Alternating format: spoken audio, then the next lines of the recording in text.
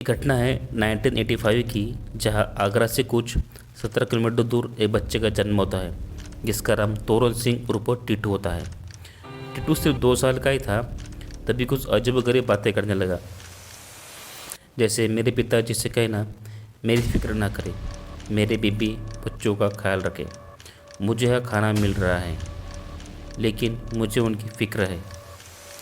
जब उसके माता पिता उससे पूछते हैं तुम किसके बारे में बोल रहे हो, तो टिट्टू कहता है तुम लोग मेरे असली माँ बाप नहीं हो। बताता था कि मेरी माँ का नाम राजकुमारी है, मेरी बहू का नाम उमा है, मेरे पापाजी का नाम चंदा भारती है।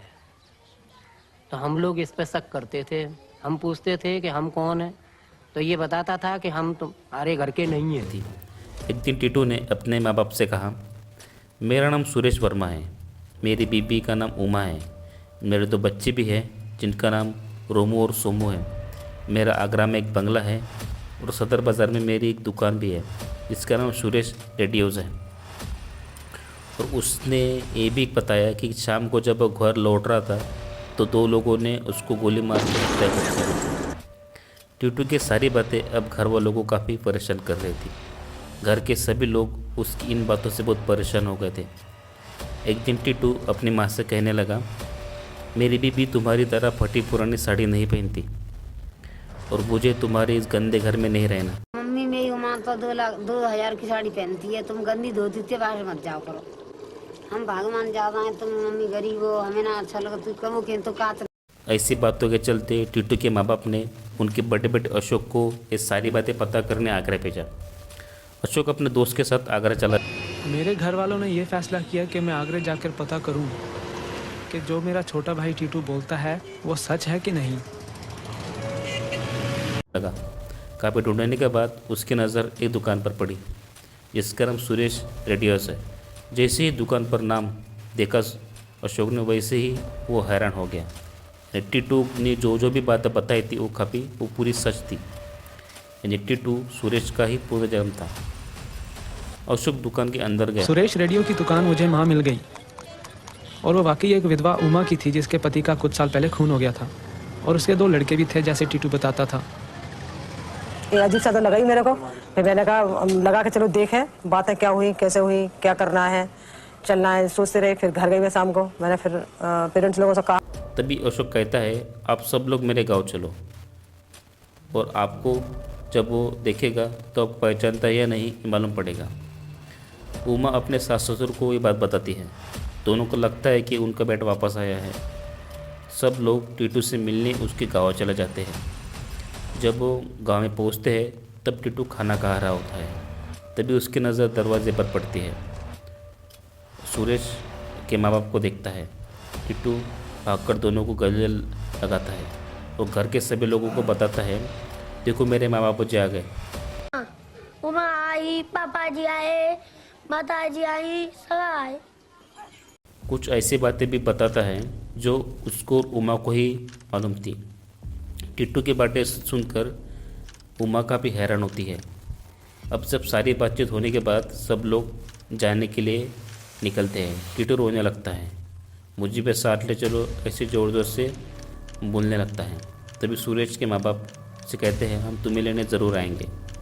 सुरेश के माँ बाप टिट्टू को आगरा बुलाने का प्लान करते हैं और उसके आने से पहले ही कुछ उसको टेस्ट करवाया जाए, यानी कि पक्का हो सके वो सुरेश का ही पुनर्जन्म है। सुरेश का भाई गाड़ी चला रहा होता है।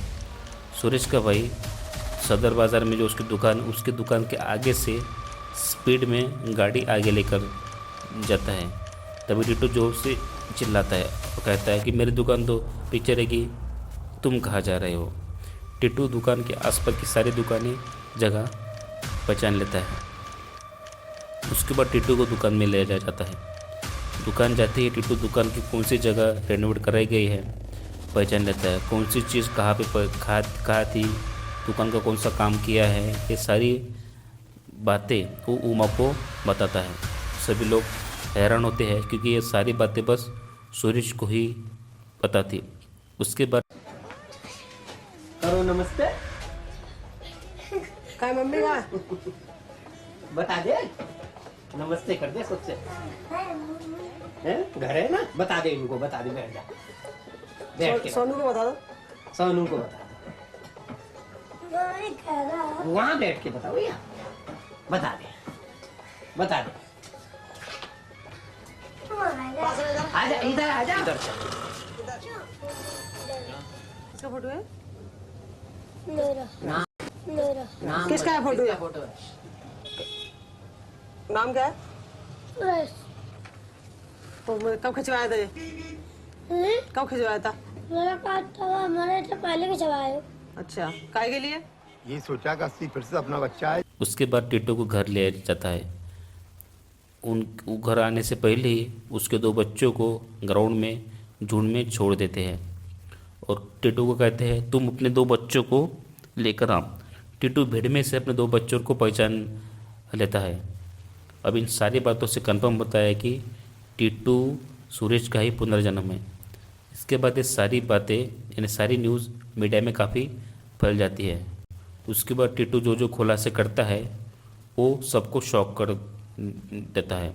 टीटू तभी ये भी बताता है कि मुझे किसने गोली मारी, उनमें से एक को मैं पहचानता हूँ। 28 अगस्त शाम को जब टीटू यानी कि 28 अगस्त शाम को जब सुरेश घर से आ रहा था तभी 2 लोगों ने उसको गोली मार दी थी। उसमें से एक को वो जानता है, उनमें से एक का उसका नाम भी पता था, वो और नहीं बल्कि उसका एक बिजनेसमैन था। आगरा पुलिस टीटू के इस बयान पर उस आदमी को उठा लेती है और उसकी सख्ती से पूछताछ करती है। वो आदमी अपना गुनाह कबूल करता है और 1983 में जो केस बंद हुआ था उसको रीओपन किया जाता है। टीटू कोर्ट में ये सारी बातें बताता है। सुरेश के सर पर जैसे ही गोली मारी थी उसी जगह टीटू के सर पर भी निशान होता है। सारे सबूत कोर्ट देखने के बाद और दोनों के बयान लेने के बाद कोर्ट उन दोनों को सज़ा सुनाती है। दुनिया का सबसे पहला केस था जहां पुनर्जन्म के बयान पर सज़ा हुई थी। टीटू अभी क्या कर रहा होगा? टीटू अभी आगरा में असिस्टेंट प्रोफेसर है और आज भी मुझे सब याद है। ऐसी क्राइम स्टोरी के लिए हमारे यूट्यूब चैनल को ज़रूर सब्सक्राइब करें।